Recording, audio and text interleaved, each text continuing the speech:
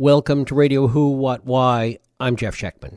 Back in 2010, with the Citizens United decision, we thought we were witnessing the beginnings of the dominance of corporations and of corporate power. But back long before Citizens United, there were powerful currents of corporations within the body politic. In fact, let's go back 40-plus years and listen to Arthur Jensen talking to Howard Beale in Paddy Chayefsky's brilliant movie Network. You get up on your little 21-inch screen and howl about America and democracy. There is no America. There is no democracy.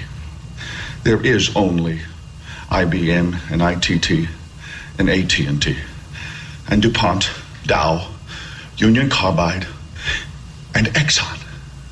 Those are the nations of the world today. What do you think the Russians talk about in their councils of state? Karl Marx? They get out their linear programming charts, statistical decision theories, Minimax solutions, and compute the price-cost probabilities of their transactions and investments, just like we do. We no longer live in a world of nations and ideologies, Mr. Beale. The world is a college of corporations, inexorably determined by the immutable bylaws of business. The world is a business, Mr. Beale.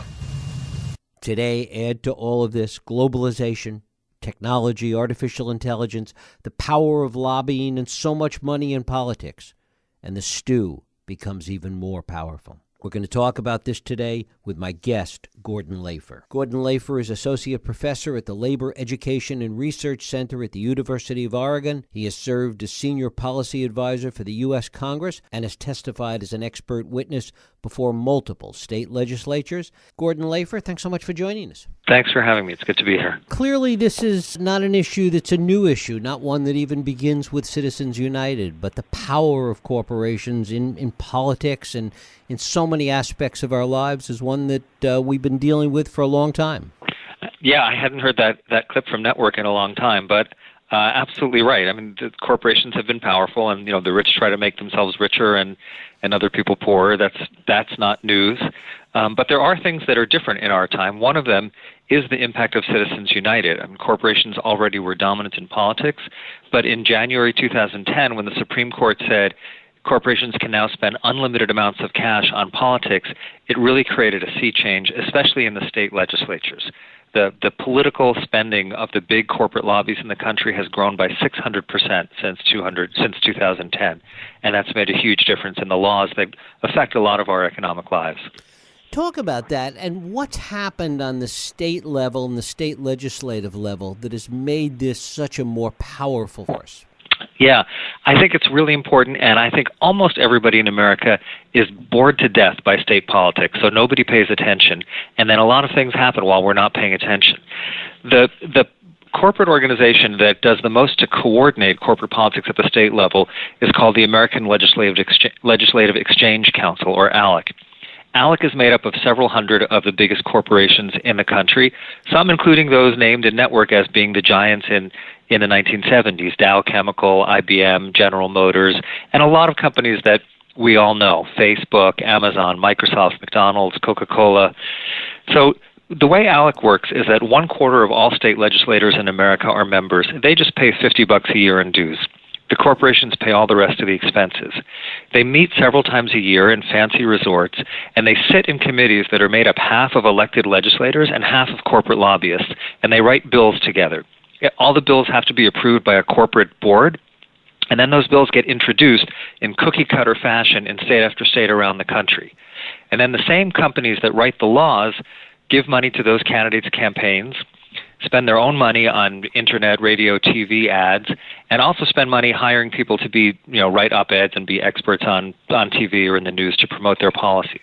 So it's a very well-funded, very smart 50-state agenda to change the rules of the economy. And what impact has it had? What are the areas that so much of this effort has gone into?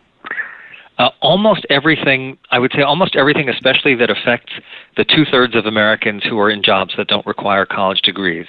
So that means a lot of anti-union laws, both doing away with public sector unions undermining private sector unions through so-called right-to-work laws, lowering wages in the construction industry, but a lot of things that have nothing to do with unions, lowering the minimum wage, lowering the wage for waiters and waitresses, increasing the hours that teenagers can work in order to substitute teenagers for adult labor, making it harder to sue over race and sex discrimination, making it harder to recover wages that are stolen out of your paycheck, making it harder to collect unemployment insurance. When you have unlimited money, you can be very ambitious, and in all these nooks and crannies of economic regulation that most people are too bored by to pay attention to, they've been at work, and you only see it when your own personal life runs into one of those situations, and then you're suddenly like, how come I don't qualify for unemployment insurance, or how come my wage is lower than it's supposed to be? But it has tremendous effect. ALEC estimates that it passes 200 bills a year around the country of bills that were written by corporate lobbyists. And does it matter whether we're talking about red states, blue states, etc.? It matters a lot. I mean, I don't want to make this, it's not entirely a partisan issue, and it's certainly not like Democrats have been God's gift to working people, so I don't want to pretend that it's just partisan. But in general, the places where the laws that are most aggressive in promoting the economic interests of the elite at the expense of other people have been in states where Republicans control all branches of state government, meaning both houses of the legislature and the governor's office. Which is, in fact, the majority of states. Well, it is, and that itself is partly a result of corporate activism. Just a couple of months after Citizens United was passed in early 2010, the U.S. Chamber of Commerce helped create a new initiative called Project Red Map. The goal of that was to raise corporate money in order to flip state legislatures in the fall of 2010 into all Republican control. And there were 11 states that year that newly became entirely Republican-controlled, including Wisconsin, Michigan, Indiana, Ohio. And what we see in the states, one of the places where you can see how corporate power is so powerful at the state level, is in almost all of those states. In presidential elections, they're toss-ups. The population is more or less evenly divided between Democrats and Republicans, but the state legislatures in all those states are very hard right-wing and very, in many cases, supermajority right-wing. So the fact that we have so many states like that is partly the result of corporate money in politics since Citizens United. Where, if anywhere, have we seen any pushback to this? Well, the place where pushback has been the greatest is in places where citizens have the right to vote on a single law. People vote for candidates for all different kinds of reasons. But when you see this in polling, but you also see it in ballot initiatives or referenda, that the corporate agenda, while they're very powerful at buying off politicians at the state level, what they have not succeeded in doing is convincing people that their ideas are good ideas. So there's a strong majority of both Republicans and Democrats who support raising the minimum wage, who support the idea that everybody should have a right to paid sick leave, who support affordable health care. And so we see places, for instance, in Arizona last fall. Arizona is a very conservative state. It voted for Donald Trump over Hillary Clinton, but by a much wider margin. In the same election, they voted to raise the state's minimum wage and create a right to paid sick leave. So some hundreds of thousands of people both voted for Donald Trump and voted for minimum wage and sick leave. And I think that's where we've seen the effect of pushback, and to me also is the most hopeful grounds for thinking about how to move forward. Mm-hmm. To what extent did this change dramatically in terms of the success of these efforts post-Citizens United? I mean, clearly some of this was going on before. How did Citizens United really amp this up? Well, I think two ways. One is the first, we only have one statistical study so far that's really done in an academically rigorous way that estimates that the impact of Citizens United is to increase the chance of a Republican winning a state legislative election by 4 points. Now, a whole lot of political elections are won and lost by less than 4 points. But you can also see things like the attack on public employee unions, which was started famously in Wisconsin in early 2011. And then other states took off from that. That comes from ALEC, and it comes from the Koch brothers' Americans for Prosperity. It doesn't come out of the head of any individual politician. Or right-to-work laws, which are laws designed to do away with private sector unions, was really dead before Citizens United. Most of the states that have those laws passed them in the 1940s and 50s, and the most recent one had been 2001. It wasn't a live issue anyplace. Suddenly, when they were able to flip all these legislatures, things that had been on the corporate wish list but not real possibilities became real possibilities and started being enacted in a bunch of states. Mm-hmm. When we look around the country, do we see any states that have been more successful than others in resisting this, and is there something that we can learn from that? Well, I think, California is a state that a lot of people look to for another kind of model, for a more progressive and more humane model. I think that, and we're in a time of downward mobility that has been for most people in the country for 40 years, not a cliff, but a slow, steady downhill in terms of the ability of people to earn a decent living and support their families in anything like a middle-class style of living. That cuts a lot of different ways, but it makes people hungry for opportunities to make the economy fairer. So there are states that have enacted progressive legislation.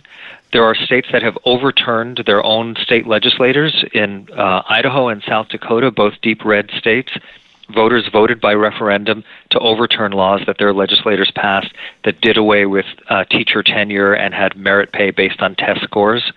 But I think we also see something like the Fight for 15, where the first place that a $15 minimum wage was won was in SeaTac, where the Seattle airport was. But then as soon as they won there, people started thinking, well, if you get $15 for working in the Seattle airport, maybe we should get that at LAX, or maybe we should get that at other airports. And so we've seen that wins in some places galvanize the imagination and raise people's expectations in other places. Have unions been a plus or a minus in fighting this battle? Well, absolute plus, not successful. But when you think about, for the most part, not successful, but, when you think about what it would be like without unions, one of the things that I look at in this book is trying to understand why are unions so under attack. And when we look at something like ALEC, this is not individuals who are making decisions. This is not personal ideology. These are corporations, each of which at some point its government affairs committee or executive committee decided that it was in their rational interest to put time, money, and energy into promoting this agenda. And it's not so clear when you look at the year that Wisconsin public employees lost their right to collective bargaining, the head of ALEC's labor committee was Kraft Foods. So you think, what does Kraft Foods care about public employees in Wisconsin or Ohio?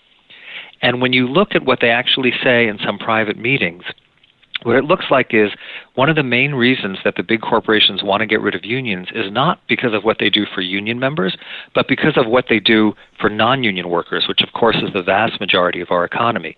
They say unions, even in their shrunken and weakened state, are the main opposition to corporate lobbies on things like minimum wage, sick leave, not having more NAFTA-style treaties, protecting Social Security, having affordable health care. None of these are union issues per se, because union members get those things in their contracts, but unions are the only significant political counterweight to the corporate agenda on all those issues, and I think that's the primary reason why unions have been so under attack. So even though unions continue to shrink, and it's a very difficult time for the labor movement, when we think, what would this political battle be like if there was no labor movement, it's a scary thing to contemplate. When we look at it in the context of globalization today and more jobs not so much being outsourced, but really being replaced by mechanization or artificial intelligence, talk a little bit about how this might continue to play out. So it is one of the things that I think marks our time as different from the 1970s, say, or earlier times, is the degree of globalization. The president of GM, famously said in the 1950s, "Oh, what's good for GM is good for America." So I don't know if that was ever exactly true, but it was closer to true when all of GM's cars were made by American workers and bought by American consumers. Right now, a majority of GM employees and 2/3 of the cars they sell are overseas. They sell more cars in China alone than they do in the United States. So they're still a very big player in American politics. They've been active in ALEC, in the Chamber of Commerce, in the Association of Manufacturers, but their interests increasingly diverge from the interests of the American population. So when people sometimes say, why do the corporate lobbies want to cut education funding? Don't they know that they have to rely on these people to be their workers in the future? Or why do they want to cut the minimum wage? Don't they need people to buy their cars?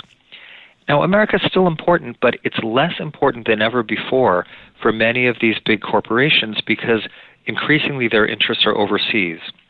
So we're in a new and weird situation where, A foreign corporation, it's illegal for them to donate money to political campaigns in America. But a corporation that is legally American because it's headquartered here, even if 80% of its business is overseas, can spend unlimited amounts of money. So that's one of the things where we see what looks like disinvestment in America of corporations not wanting to pay for infrastructure or social infrastructure that I think is because their interests have changed by dint of globalization. Is there then a plus in looking at this, although this is, as you say, where so many of the attacks have taken place, but a need to look at this on a more local or at least on a statewide level in terms of addressing some of these issues? Because certainly from a globalization point of view, that genie is not going back in the bottle. That's right. And I wouldn't look to the federal government right now as a great source of hope.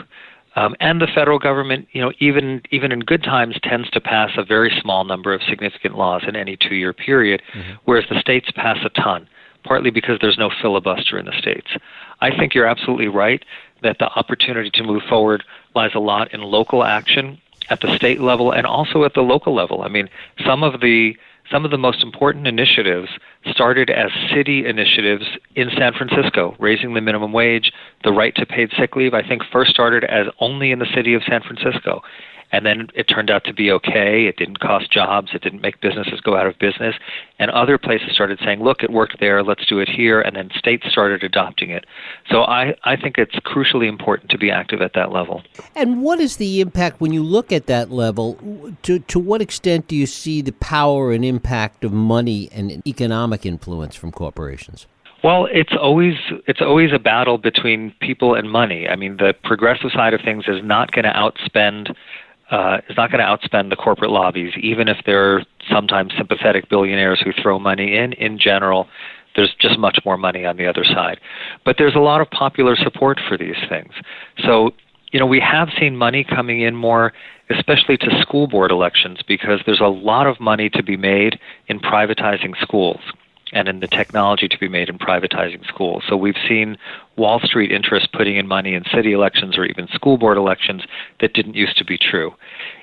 I think this makes local level organizing all the more important because that side is not going to be outdone by somebody outspending them in ads, but in many cases they have been outdone by being out-organized on the ground.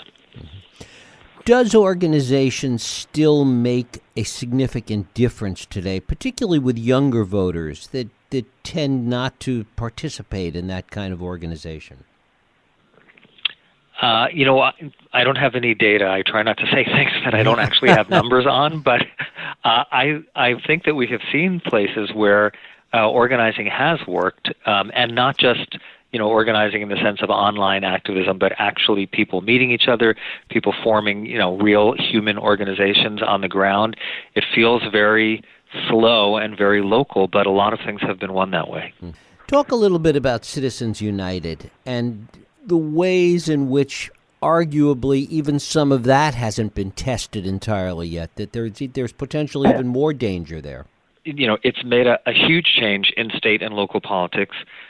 Legally, Citizens United said, that both corporations and labor unions can spend unlimited money on politics, but there's no union that I know of that was sitting on a big pile of cash that was just waiting for a legal okay to be spent on politics, but corporations were. And of course, there's just the Fortune 500 alone has revenues that are 350 times the size of the entire national labor movement. So it's a very unequal contest. So Citizens United has unleashed all of that money.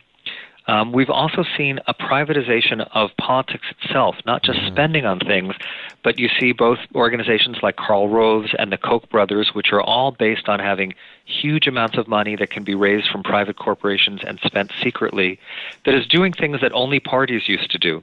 They're recruiting and training candidates. They're training field organizers in the staff. They're doing their own polling. They have their own electronic voter file, which usually is kind of the backbone of any political party, things that not very long ago only the Republican or Democratic Party could do. Now, the budget of the corporate lobbies is larger than either the National Republican or Democratic Party, and so we're seeing things move in a direction that is not only more money being given to candidates, but more of a question of who really controls who the candidates are and what they do in office, shifting from party to private hands. It's interesting because you see it as kind of an extension of the disruption that we see in so many other sectors of the economy.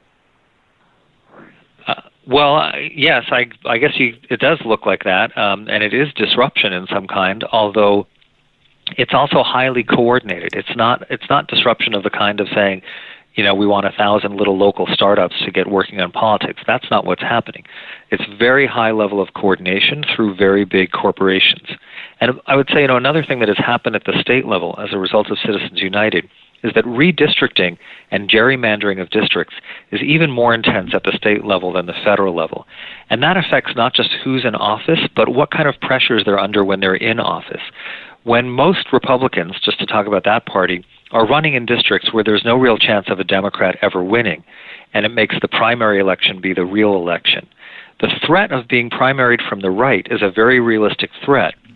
And we've seen that threat be used in places like Michigan, when Michigan's right-to-work law was passed, which is the law that destroys private sector unions. The Senate Majority Leader was a pro-labor moderate Republican who was opposed to that law, and he got taken into a back room with a bunch of big money donors who essentially told him, if you don't do what we say, this is going to be your last term in office because we can pull money from you and give it to your opponent, and nobody's really paying attention to state politics. So even in a big state, you can often buy state legislative races for $50,000 or $100,000, which means the private interests have increasing power because of this over being able to control what people do in office, even when the politicians disagree with the principle. Does this leave you totally pessimistic about where this is all going? This is always the question. I feel like how do you talk about this without saying, it's hopeless, start drinking now. Right. So I don't think it's bleak. I mean, it's a hard thing to look in the eyes. I think it's important for us to look in the eyes, and I think it's especially important to not just get caught up in the drama of Donald Trump or other personalities, but to be able to see behind the individuals, behind the parties even, to what's the real power that is making things happen. But I don't think it's all bleak. And the reason I don't is because when you look at public opinion, there's a very strong, and this is part of what I said before, a majority of people in America say to pollsters that we should redistribute wealth through heavy taxes on the rich. I'm not expecting that to happen anytime soon, but it's a kind of shocking thing to read those polls and realize, oh my God, that's what a majority of people in the country think. A majority of people think that there should be limits on how much corporate executives can make. Through the healthcare debate, most people in the country not only thought there should be a public option, but that there should be single payer. So, when there's economic decline, like there's been for 40 years for most people in the country, it produces a ton of insecurity, of anxiety, of rage, and those things obviously can cut either right or left. So I think it's a chaotic and dangerous time, but also a time with a lot of opportunity. Politicians and electeds tend to be very slow to react. Is there the potential, do you see, for corporations to realize that public attitudes, public opinion has shifted in the ways that you're talking about, and that they need to make changes? Well, unfortunately, I think a lot of corporations have realized that. And of course, it's a big world, so there's things on every side. But the main response of the corporate lobbyies to realizing that their policies are unpopular is to try to stop people from having the right to vote on them. So a big initiative of the corporate lobbies is to use their influence over state legislators to pass laws at the state level that make it illegal for any city or county within the state to do things like what San Francisco did or what Portland did and say, we're going to vote, whether it's the city council or citizen referendum, to have a higher minimum wage or a living wage or a right to sick leave or regulate plastic bags or regulate fracking. They're pushing legislation and have passed it in a number of states that say, we're going to take away your right to vote on those things.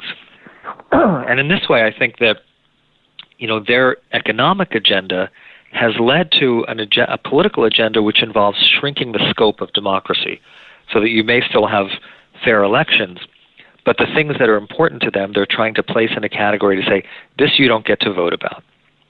So I don't think we should wait to think there's going to be a kind of moral awakening among corporate executives, or they're going to make their calculations differently, and that change needs to come from below. Gordon Lafer, the book is The 1% Solution, How Corporations Are Remaking America One State at a Time. Gordon, I thank you so much for spending time with us. Thanks for having me on. Thank you. Thank you for listening and joining us here on Radio Who, What, Why. I hope you join us next week for another Radio Who, What, Why podcast. I'm Jeff Schechtman. If you like this podcast, please feel free to share and help others find it by rating and reviewing it on iTunes. You can also support this podcast and all the work we do by going to whowhatwhy.org/donate.